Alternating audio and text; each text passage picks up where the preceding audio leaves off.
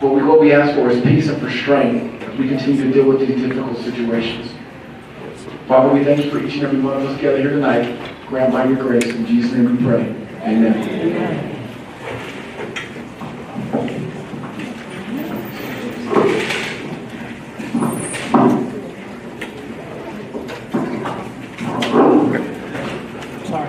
D 9.5. Praise the Lord, everybody. Truly, I count it an honor and privilege to be here tonight. It's been a long, short road. I really don't want to get into a lot of the details. I'm trying to save some things for really later, but it's only been 2 months since my toe was taken off on the 24th or the 23rd of April. Fooling around in March, I had a little callus on the side of my foot. And you know, I just cut it off, not thinking nothing about it, resumed my normal workout activities and things that I had been doing for the last 5 years. Not realizing that there was an attack that was coming against my life that the enemy thought was for detriment, but actually was for good. As I picked that toe over the next couple of weeks, I noticed it started changing on me. But you know, can I be real quick? Sometimes we as saints, we want to over-spiritualize things. And as a preacher, I'm laying hands and was prophesying to my toe, you know. And I'm believing and saying it's going to get better, and I'm still working out, doing the things I was doing. But it was on the 13th of April, my mother's birthday, my last workout. I felt great. I remember after that going to eat and going home that night. I took me a nice long shower, and I lay in the bed about 10 o'clock, but I couldn't sleep. All of a sudden, I got up and went on the couch, and chills and fever hit the body. I woke up about 2 o'clock in the morning, and the section of the couch that I had been sitting on, I had fell over to my left on the couch. That whole section I was sitting on, the pillow behind my back that I had been leaning up against was soaking wet like somebody took a water hose to it.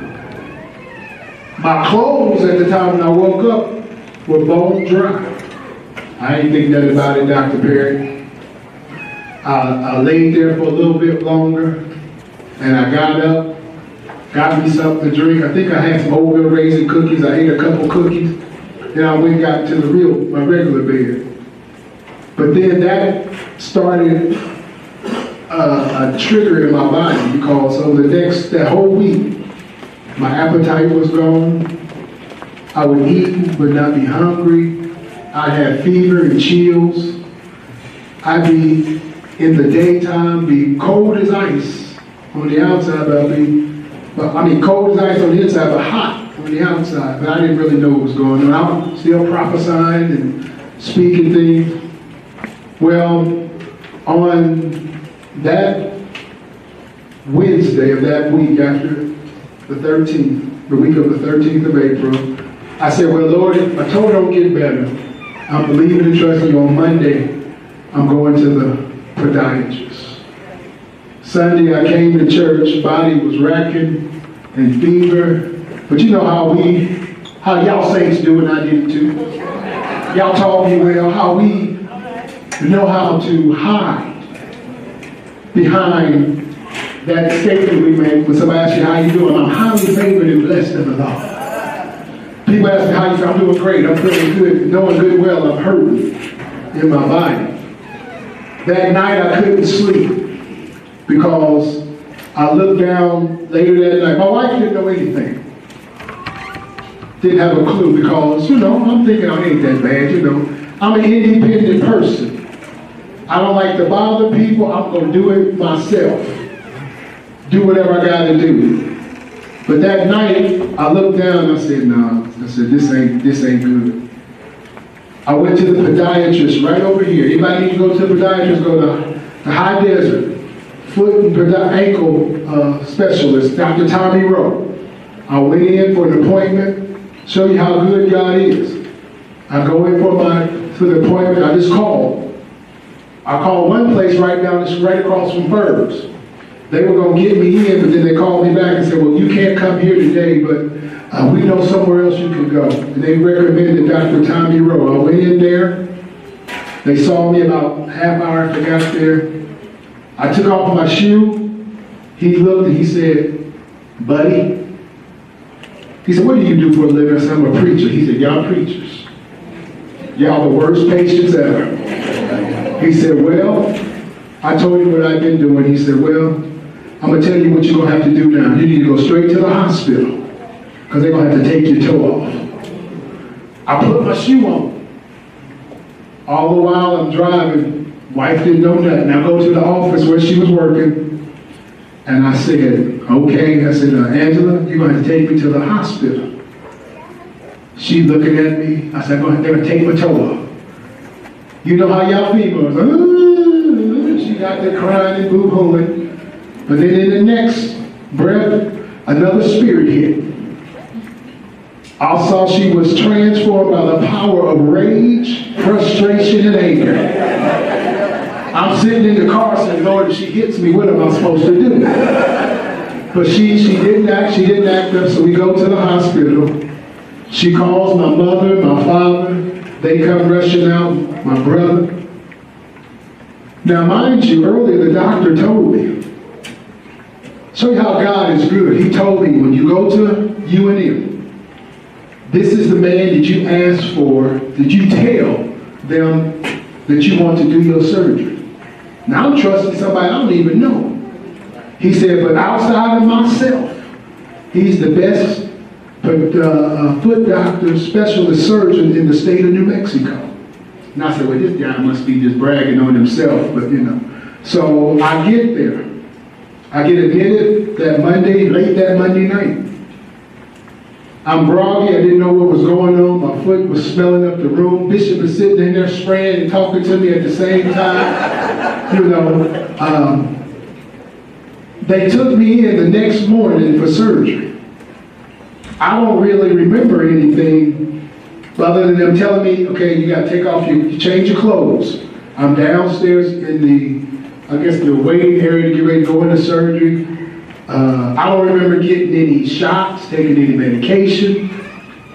After surgery was over, I woke up. Angela was there. I think my mom maybe came a little later. I can't really remember. They gave me an oxycodone. And they asked me, do you need any pain? I said, no. They said, well, you need to take this. And I didn't know what was going on. I was half in and half out. I took one oxycodone. But before I had the surgery, the Lord brought it to my mind as I was recovering after I took the oxycodone. He said, you told me that you asked me, the Lord, when you take the toe, take the pain with it. From that moment, when I stated it, I ain't had no pain at all. They could not believe and cannot believe that I have not been in any pain.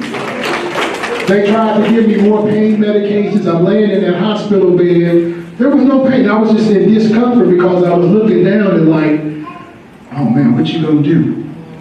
I was scared. I was afraid. But then I realized there's another level of faith that I had to get to. And I had to go through. And as I'm laying in that bed, the Lord began to deal with me and speak to me. Now, I was released on the 7th of May. During that time when I went in, not knowing that demon we all fight called diabetes had even came back on me. I had no signs or symptoms because I was exercising 4 to 5 days a week, 70 minutes a session on the treadmill, lifting weights. And they told me the blessing, this sounds crazy, but the blessing of this situation was, had not I messed up my toe in March. And not having any symptoms or signs, the diabetes had come back on the fella after over 22 years, going from 290 to at that time before I was about 190. I weigh right now, and I can't believe it, I'm about 175 pounds. I ain't been this small since what, 5th grade? But they told me, they said, Reverend, while I'm in the hospital, Reverend, if this did not happen, what eventually would have happened down the road at some point in time is your kidneys would have shut down. Sometimes we look at a tragedy as a tragedy, but really it's a blessing in disguise. Because sometimes God will use what we look at as severe as a minor setback from a greater severity that could take place. When they said that, I was laying there, and the doctors came in, the medical team from UNMH Hospital. I had them all in my room. And when they said that, I just raised my hands and said, God, I thank you. I did more preaching in the hospital than I had done in 6 months. I'm laying in my bed trying to get some sleep, I'm talking to, my wife can testify to this. I'm speaking life into doctors, into nurses, telling them what to do when I didn't really do it fully myself. I had one of my nurses tell me, Reverend, you got to pray for me. I said, what's going on, man? He said, man, I'm struggling. I'm pre-diabetic. I said, you giving me medication to give me shots, and look where you at. I said, you want to trade places? Because I said, that's where you going to go. Sometimes God's got to use us and position us to be a blessing to somebody else despite ourselves.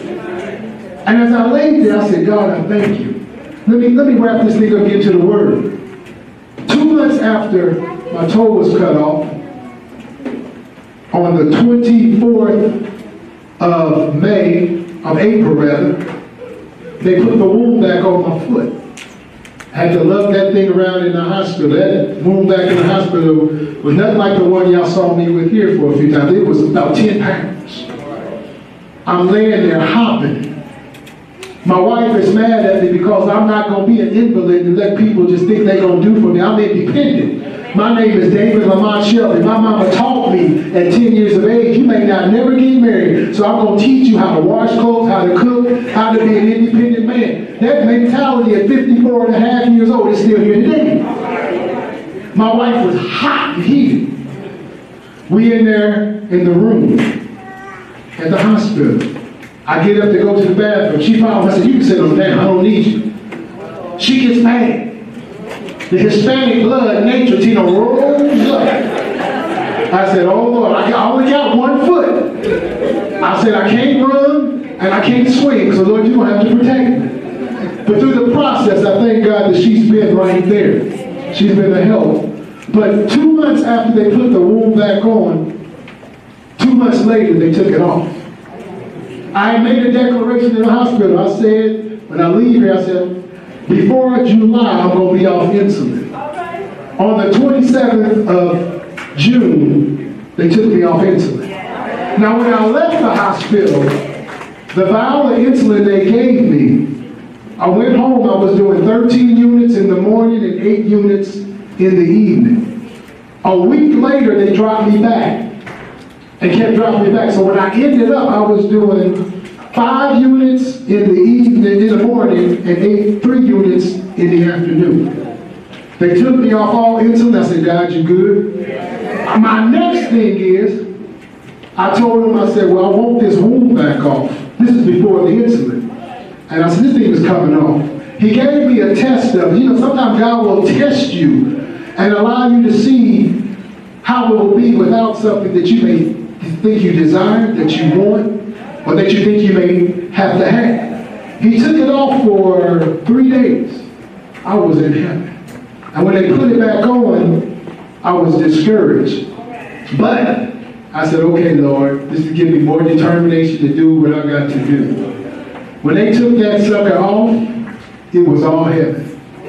What I'm grateful to God for is through this process of taking it off, removing it. When I go back in July, not July, but in August, when I do that A1C test, I'm believing it's going to be in remission by September. The same time it was 22 years ago, I'm believing God is going to be that way again. But what I was so grateful for this time was on June 11th, Hannah came to town. We began to talk and things at one of the hospital visits, and I said, Hannah, I said, what happened to your grades? She dropped her head. She said, Dad, just before doing finals, she said, I was sitting in my class, and you popped in my heart and my mind. She said, I had a major breakdown in class. I felt so bad that I had caused my daughter to lose her straight A's, all because of my ignorance and my being reactive instead of proactive. And I looked at her and said, Hannah, I'm sorry, baby.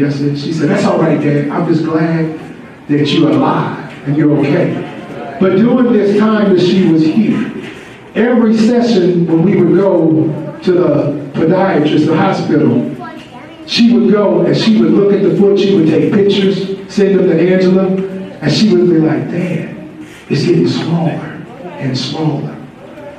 On Monday, when I was there this past Monday, remind you I was going 3 days a week. They told me on Monday the thing has gotten so small, I go once a week now. The skin has formed. It's closing up, and the skin has formed inside and on top. There's a little section at the top that needs to be touched by God, which He don't do it. The doctor was talking that language on Monday that, well, if this don't happen, we're going to have to go in and we may have to remove your other toe. There could be other toes. And I let him talk. I said, now, you a fool. I said, because God has shown you, and I spoke it to him. I said, God going to show you who the real doctor is. He going to make you a believer. Well, Monday, when he looked at it, he said, man, this thing is closing up, looking good. But then he had to go back to devils and had to use it. But I said, that's all right. I'm trusting and believing God by September or whenever God says, I'm going to be walking, which I know that's what happens, but I'm going to be wearing my own shoes. I ain't wearing no diabetic shoes. I'm going to be walking. I'm going to go, first thing I'm going to do, go buy me a new pair of white Nike Air Maxes. But God has been good. There's a whole lot more I have to tell you, but I'm just going to take my time. But turn with me to the book of Genesis chapter number 22. I want to deal with something here God dropped in my spirit concerning the fact that sometimes what God commands, sometimes His promise is contradictory to what He commands. Many times we don't understand that God will give us a promise, but there's a command that may come that will contradict the very promise He's given unto us. And the challenge is who you going to trust and believe.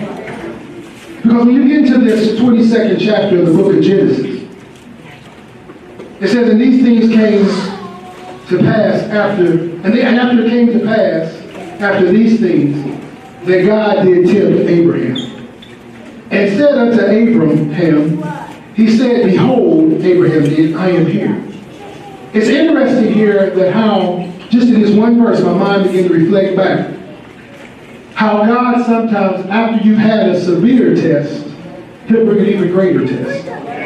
Because in the chapter before, it was, let us see that Sarah had a problem with Hagar and Ishmael. Because now she has had her child, the one that she laughed at when God said He was going to give her a child in her old age. But now, at 90 plus, Abraham, 100 days plus, they had Isaac. So Sarah sees Ishmael mocking little Isaac. Isaac now is a little baby. Sarah sees it. Now she is angry, upset, mad. So she goes to Abraham and tells him, you got to do something. Now it's funny how the one that put Abraham in this predicament is now upset at the result of the situation. But it also shows me something that the power that women have. Y'all get us men to do things y'all won't done, and they get mad when we do it. What y'all say do? What you mean? She would have never had a Ishmael had she not brought a Hagar to Abraham. But then I got to fault Abraham in the situation because he never stood on the word that God spoke to him. He don't go on the word of his wife. Brother, when we follow the woman instead of what God said, we always getting ourselves in trouble. Because what we end up with as a result, we end up with an Ishmael when God has an Isaac for us. But now, because of this situation, Abraham has to put Ishmael and his mama out the house. Kick them out the land. So here we see now God's going to test him in a way that he probably never thought. His heart is already broken, hurt, in despair, because his son, his flesh and blood is gone. But I like this something here is that when God called, Abraham just said, here I am. Verse number 2, and he said, take now thy son, thine only son Isaac, whom thou lovest, and get thee into the land of Moriah, and offer there a burnt offering upon one of the mountains which I will tell of thee. Now begin to think about this. It's interesting here that how God speaks to Abraham.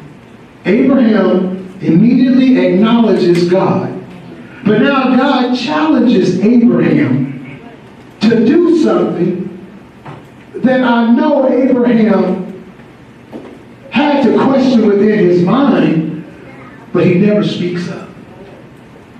Sometimes when God speaks, it's not our place to respond, but it's just to react accordingly. But you cannot react if you haven't been built to be reactionary to what God is calling you to do. Because when you look at that verse number 2, you got to go back to the 12th chapter of Genesis. When at 75 years of age, a senior citizen, a man on the downside of life, if you will, has now been given a command to leave everything he's known all his life, so to speak, and to go to a country where God is going to show him. He's now telling him the same exact thing again, but in a different situation, where now he's telling him to take his son and offer him as a sacrifice. I thought in my mind, if Abraham didn't obey God in the 12th chapter, he would have never done it in the 22nd chapter. See, sometimes God uses faith, will use his test to produce your faith. But many times he'll use a test to reveal your faith. And see, some of you understand in my voice, what you're going through is God's revealing just the level and measure of faith you really have in him and entrusted in him. Some of us have failed him. So that's why you got to keep repeating the same test. Because you have not trusted in God. You've trusted in everything else and everyone else instead of the one who is able to do exceedingly abundantly above all we could ask or think. Abraham now is in a predicament where I've trusted him before, but now he's asking me to do something on a whole nother level and a whole nother dimension. Now look what happens here in verse number 3. Remember 2, he tells him this to go. Here comes Abraham. Verse number 3 kind of made me laugh and it blew my mind. And Abraham rose up early in the morning and saddled his ass, and took 2 of his young men with him, and Isaac his son, clave the wood for the burnt offering, and rose up and went into the place of which God had told him. Now it's interesting here, he said he got up early in the morning. I began to think about, wow, early in the morning. Sometimes you have to get up before the adversary moves. But let me take another. Sometimes your spouse. Because I got to thinking, if Sarah had woke up and saw Abraham taking Isaac with him and saw the wood, she would have said, where do you think you're going with my baby? Abraham would not have been able to tell her, the Lord has spoken to me, babe. He's revealed and prophesied and spoke to me that I got to take Isaac to a mountain and he's going to show me. I don't know where we're going. And I got to offer him up as a sacrifice. She would have looked at him and said, like Pat Thomas tells many of us in this church, you done bumped your head. You don't know what you're talking about. But see, sometimes God's got to get us to move before anybody else around us. See, sometimes what we don't realize and understand, I'm going to make a statement. Sometimes your spouse can be the very one that will hinder the move of God in your life. Because you're listening to what they're saying instead of what he's saying. Sometimes God ain't giving your spouse the faith to do what he's called you to do. So therefore he got to move you and not them. Because they're not in a place or position to trust him like he's already prepared you to trust him. Sarah could not have handled the task that was upon Abraham. So Abraham had to get up early in the morning to do what God calls him to do. Then when you begin to think about this, the Bible says in the 4th verse, here they are, traveling with the wood. Their armor bearers with him. Abraham ain't a young man. He's old. He's 100 days plus. 3 days he's wandering to where God's going to take him. I thought about that. I said, 3 days he's wandering. He don't know where he's going, but he's following God. And I thought to myself, he never complained nor questioned. He just did as God said. What if we as believers would just do as God said? But what do we do? The first thing when God tells us to move, we question. When the Lord told me to go to Toledo to see about the church, now first thing out of my mouth, Lord, I ain't taking that church in Toledo. He ain't said, he just said go. He had another purpose and another plan. He didn't reveal it until I was on the airplane. Now, for 2 weeks, I'm questioning God. I told my wife, I'm going to Toledo. She boo-hooed and cried, I won't go. And I just let her boo-hoo and cry, and I told myself, I said, God, you got to take me by myself, I'm gone. But then I said, Lord, I don't want to go to no Toledo. While I'm on the airplane, he revealed what my purpose was. It was to go to speak to the man of God, his leadership team, about him taking a sabbatical but coming back to resume his position in place. But a lot of times when God speaks to us, we do just what I said, what I did. We begin to question God, and we're going to have a confrontational conversation with the Master. We're going to tell the one that gives us the breath, the life, that has we have our movement and our being within. We're going to tell him what we're going to do and what we ain't going to do. Instead of just being quiet and following the pattern of Abraham. 3 days now, Abraham is walking. Him, Isaac, and his young men. And the Bible says when they get to the place where God had them in the 5th verse, he tells the young men that were with him to stay right there while him and Isaac go and worship. But he said something very powerful. He said, and the lad and I will go yonder and worship and come again to you. Now he's speaking a word prophetically, but in faith, not knowing fully what God was going to do. But what I like about this is it shows me that when God deals with us as people, as individuals, you cannot take everybody with you. Folk can go with you on the road to your destiny, on the road of your test and your trial, but when you enter into the land of the test, they got to stay back. But what you can tell them is, you wait right here, but I'm coming back. And when I come back, I'm not going to be the same person that left you. But sometimes we want to take everybody with us that God has not determined to go with you. But here what I like about this is now Isaac and Abraham, especially Abraham, 100 plus years old, 75 years of age, when God first spoke to me to do something that the world would say was crazy and insane. To leave my place of safety, my place of home, security, friends, family, and go somewhere where nobody knew but God. And then I know Abraham probably said to himself, and I know at some point, a woman being a woman, Sarah had to say somewhere on that journey the first time, you sure you heard God? Because we just wondering, where are we going? Oh, you told me about all these promises, and I ain't seeing nothing manifested. He gonna make you a great nation, he gonna do all this, he promised this to you, but I'm seeing nothing, you don't know where we're going. But sometimes you can't argue with your spouse, male or female, you just gotta live it. Sometimes your life will speak more than your words can ever speak. Because what it lets me know, at some point, Sarah must have said, okay, I'm acting a fool, and my husband is calm, cool, and collective. So therefore, God must have spoken to him. See, sometimes God only speaks to us and gives us the answers, but he shows the spouse that when we follow God, if they can just line up, they'll get the same blessing. I remember Muncie, and my mom couldn't see it. She fussed, she argued, she complained. I remember Bishop enduring. I know Bishop probably went in the back room somewhere and him and God had a confrontation like never before, but he did what God said to do. I remember hearing my mother, I was young, I ain't going to no Muncie. First time ever in my life, I said that they argued and I heard it. And I'm 10 years, no, I was 13, 14. And I said, oh my God, I ain't never prayed like that before, I went and prayed.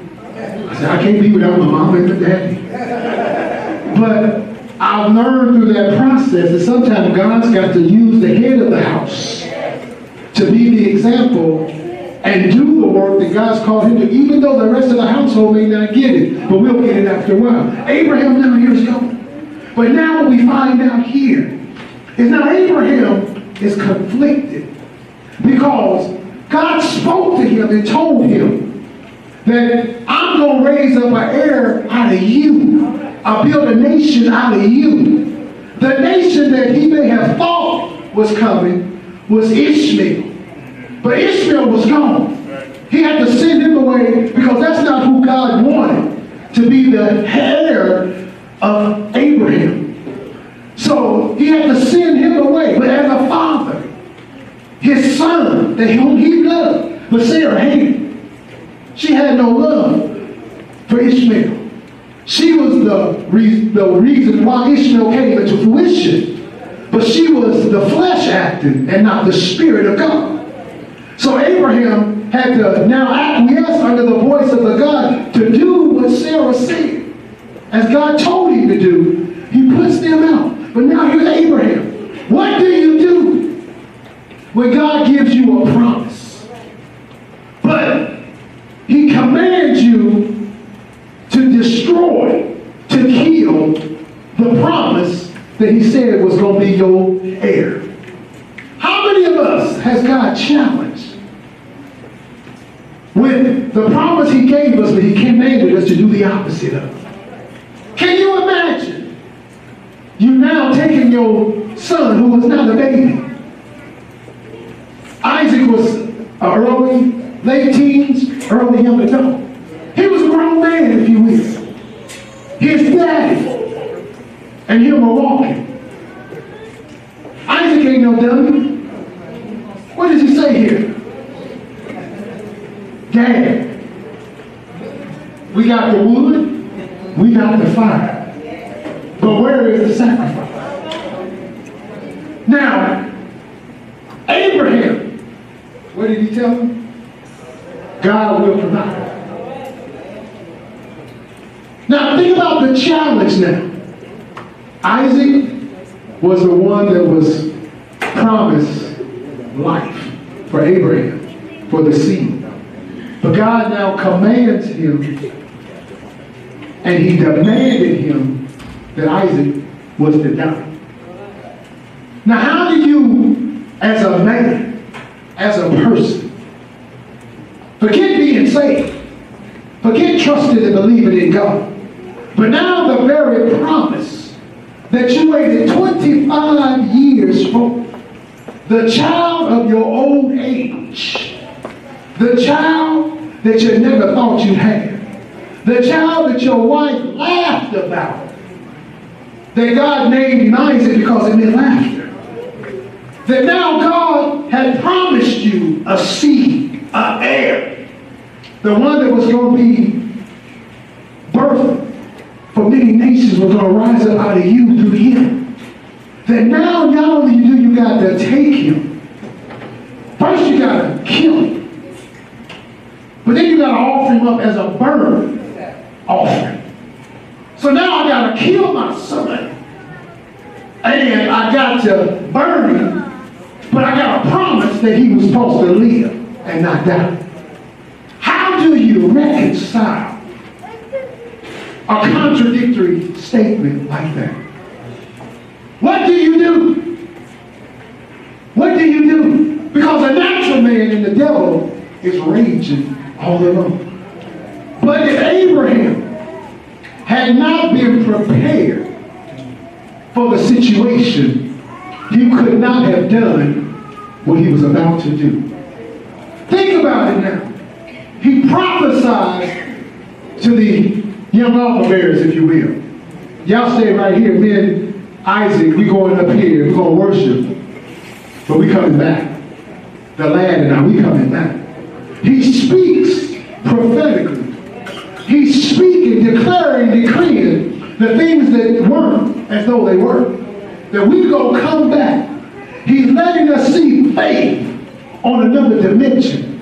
That even though I don't see, some of y'all, the scripture says we walk by faith and not by sight. But many in the household of faith, they walk by sight and then faith develops after they see it. But if you're gonna be true to what God is wanting to do, you're going to have to exercise a measure and a level of faith like never before.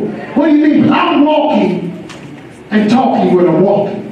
Because I don't see where I'm going. But I'm trusting in the God of my salvation, who spoke into my life many years ago, who declared and decreed the great things he has in store for me. But in order for me to go where I got to go, I had to go the route that I'm going on right now. Even though I don't see or understand fully, I got to walk by faith.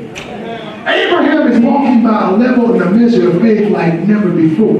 Because every step he's taking, he's getting closer to coming into contradiction to the promise that God made, because according to his son. Now, at 100 years old, he knows now it was a miracle to have him. I know I'm not going to have another one. But I got to trust God with everything within me. That the promise he's spoken to me, he's going to fulfill it. If he told me, I said, this is where we got to stand on. If God speaks a word to your spirit, and it's the word of God, you got to stand on it with everything within you. It has more weight, more validity, more value than all the riches in this world and any worlds that have been, will come, or whatever. Because what God speaks, what he declares, it has to come to pass. Because the word lets us know he's not a man that he can lie. No, the son that he got to repent. So if he speaks it, if he challenges you, it's your job to say, you said it, I'm going to do it. Abraham has enough faith here that he takes his son, binds him up, oh God from glory, throws him on the wood. Now mind you here, Isaac, he's looking down at his son. And his heart and his mind and his spirit, Isaac is dead as a doorknob. Isaac is looking at his dad. And I know Isaac is wondering what is going on. But Abraham had so much faith that even though he was placed in a situation that was contradictory to what God has spoken, the promise unto him over 25 years ago, before Isaac was even born, that he was going to have an heir, Abraham is ready to kill this young man. The Bible says he was cock-loaded and ready, if you will. How many of you are cock-loaded and ready to do what God calls you to do? Even though you can't see it, you don't understand it.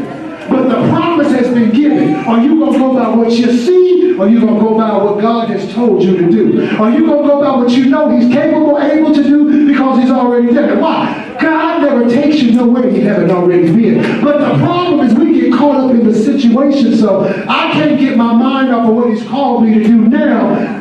so that I can reflect back on what he's already brought me through.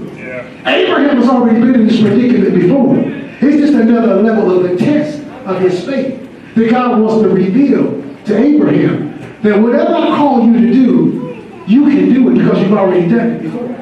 When he left the land, that was a step to this process. When he lied and didn't have the faith to tell him that Sarah was his wife because she was so fine and beautiful, it was a step to trust God in a way he had to trust him, because he was afraid they were going to take her and kill him. But it was a step in the process. Whatever you're facing right now, you've already been through the situation. It's the same test disguised in another form, another manifestation, but the victory is going to be even greater than it was before. But the problem is we get caught up in the contradiction of the word versus the promise. But who you going to believe? You going to trust in the promise or the one who gave the promise?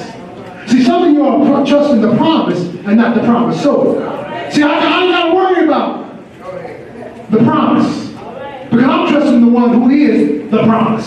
He's the promise. He spoke it, so therefore I'm not going to get caught up in what he said. I'm going to get caught up in doing what he told me to do.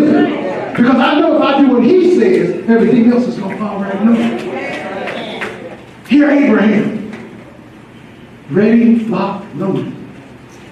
They got to the place. He's loaded on the wood. Got his hand up in there. The knife is cocked. He's now ready to go. The Lord speaks again. And as I was reading, I was wondering why Abraham would say, Lord, I'm about to do what you told me to do. Hold on. All he said was the famous 3 words. Here I am. When God calls, it ain't for debate.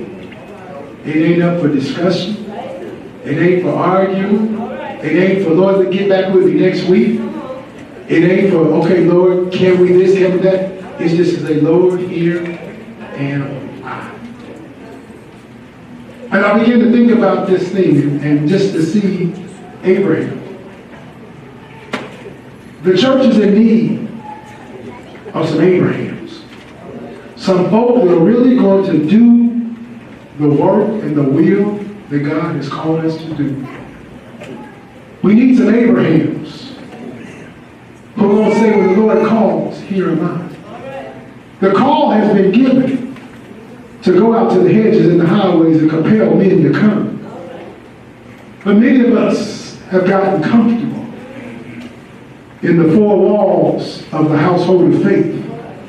We've gotten comfortable sitting on the pew. Many are comfortable doing the work before men, but not the work before God. See, many of us are comfortable letting the household of faith see your works and what you're doing. We love the approval of men more than we love the approval of God. Man can praise you all day long, but it don't count for nothing. But the greatest praise you can hear and want is to hear him say, well done, my good and faithful servant. See, many folk talk faith, but it's time for the church to profess what we possess. To possess what we profess. We speak one thing, but what we're speaking we don't possess. We're talking what you want to hear, but in my heart, my mind, and my spirit, I'm nowhere there. But God's calling for some folk who are ready to be committed to fulfill the call, the purpose that he has for your life. Abraham here now, when God speaks, God knew and saw, my God, from where this boy's a dead man if I don't stop him. But it showed God just where Abraham's faith really was. How many of us want to show God that, Lord, you can count on me? Can he count on you to do what he promised, even though he may command something that contradicts the promise? Can he count on you to still fulfill it? When you're challenged within your spirit, your mind, you're raging with that thing you got to do. Well, you got to do something that is taking everything within you to muster up the strength to do it. Because your flesh does not want to do, but your spirit. But when I read this and I began to see, the spirit that you feed is the spirit that's going to lead. When you feed the spirit, man, when the spirit speaks, there is no argument, there is no battle. It's just a here am I and a yes, Lord. But when you feed the flesh, there is contradiction, there is a battle, there is a war. Some folk have left the church because God challenged them to do something that they didn't want to do. Sometimes God will challenge us just to cut off folk in our life that are detriment to fulfilling and bringing forth the promise that He has for you. But because your flesh is leading and guiding and not your spirit, you forfeited what God has for you because you trusted the flesh and not the spirit. Abraham shows you when you do what God commands in spite of what He has stated, going contrary to His promise. But if you trust Him, He's going to do what He said He's going to do. But what it lets me see, Abraham had enough faith. He said, God, even though you put me in a predicament, I know you, and I'm going to do what you told me to do because I got enough faith and trust in you that you're going to bring me through. Also, Abraham knew that the same God that told me to kill him is the same God that's going to raise him back up again. Why? Because he knew in his mind that I got a promise. And if you God of my salvation, if you're a God that cannot lie, shall not, will not, cannot, then you have to raise him up from the dead. Now, mind you, at this point in time, nobody had been raised from the dead. So Abraham is trusting God in a level and a measure that he has nothing to fall back on. What burns me up about we as believers, and myself included, we got 66 books of reference of how God has done miraculous things in the life of the saints of old. But we can't trust him for a headache. We can't trust him for a toothache. We can't trust him to get a rent payment paid. When he done spoke and declared, decree, he's going to take care of the bills and situation. All you got to do is trust him. But we get caught up in the situation and forget the promise that he spoke. We got a reference book right here. Anything you go through, all you got to do is pick this up. Your faith should elevate to the top right away. But what happens? The situation dictates our responses, our actions, our attitudes, our dispensation. When we should say, if you did it for Abraham, you can do it for me. If you did it for Paul, you can do it for me. If you did it for Joe, you can do it for me. Going through this situation, what I had to realize and learn, and I'm learning on a daily basis, is when God is revealing, increasing, and producing your faith, you got to lock your mind in and put everything else outside. Because there comes test of your trust and your obedience to what God is trying to do. The greatest thing that many of us fail God is in our obedience to do what he wants us to do. Because we allow the mind of otherness and not the mind of God to take preeminence in our life.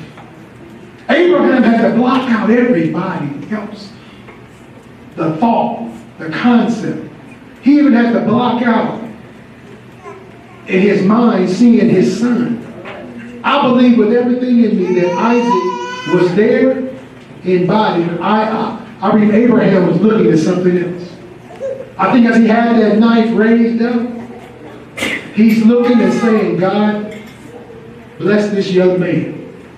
He knew it was his son, but I feel like deep in my spirit, this is me, that Abraham was thinking, this ain't who has been promised to be my heir. But I still got to do what you told me to do. But when the faith met the approval level of God, God told him to stop, and there's always a ram in the bush. But many of us, we don't have the faith to put the test to the supreme test of trusting the promisor, because we're stuck on the promise. But if I trust the promisor, the promise is going to have to come to fruition. And when it comes to fruition, there's going to be a ram in the bush that's waiting, because God always got the ram right there. The problem is us. Because we're so stuck on the promise that I cannot allow the promisor to bring the ram in the bush to fulfill the other side of the situation, or the situation that he has. Abraham contradicting statement by God to take your heir and you're going to kill him. Abraham, the father of faith, the one that is in the hall of faith, the one who shows us that there comes a point in our life, every believer in the sound of my voice, if you haven't been there, you can really hit a season in your life where God is about to reveal to you just how much faith you have in him. He's about to take you through some circumstances and situations. They're going to try you. It's going to test you. But I declare and decree that you've already been there. You've passed the test. But this is just another level of faith that he wants to produce and reveal in you to get you to a place of position that whatever he challenges you to do, you can do. Who in here has been challenged by God, but you're struggling? Your struggle's over if you take this word and walk in it. The struggle's over. All you got to do is do as he stated. Trust the promise, but believe more in the promisor than the promise. And the promise will come to pass. And God lets us see, ain't nobody here 100 years old. Some of y'all close. Ain't nobody 100 years old. And you think about the age factor. Yes, I know at that time they were living long lives. But 100 is 100.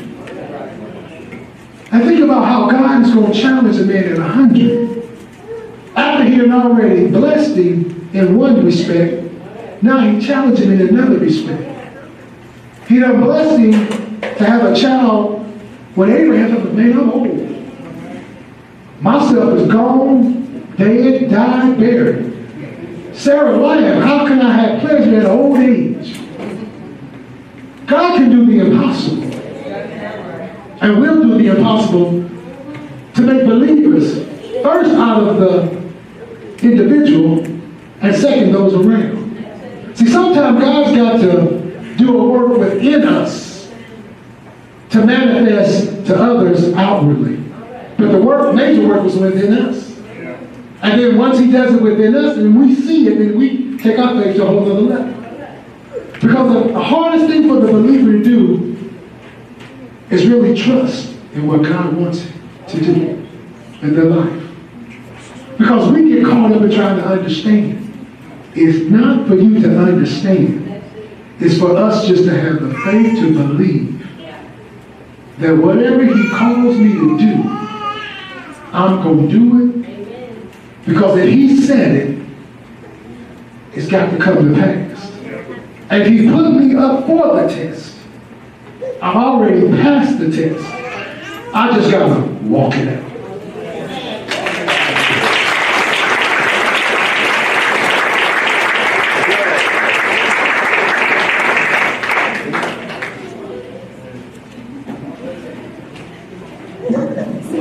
Let me give another hand clap for them. What a word. First lady's going to come up and give the announcements. We want to remember that our parking lot will be rented out for the next 2 days. So those of you that come to choir rehearsal tomorrow night, please don't park on the parking lot. You have to park on the street on Wisconsin, right here in front of the fellowship. Also, this coming Sunday, our missionary will be with us, and he'll be our guest speaker, Elder Julius from India. And so all the adult classes, including the high school class, We will have a combined class. Elder Morale will be teaching that class at 10 a.m. in the sanctuary, and then he will be our speaker at 11 a.m. also. So remember that. Or invite somebody to come out and be with us.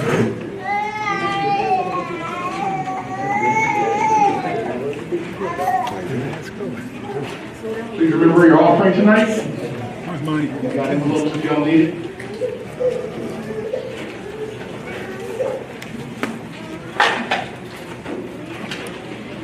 I said, good here. I didn't want you trying to bend down. Okay. I appreciate you.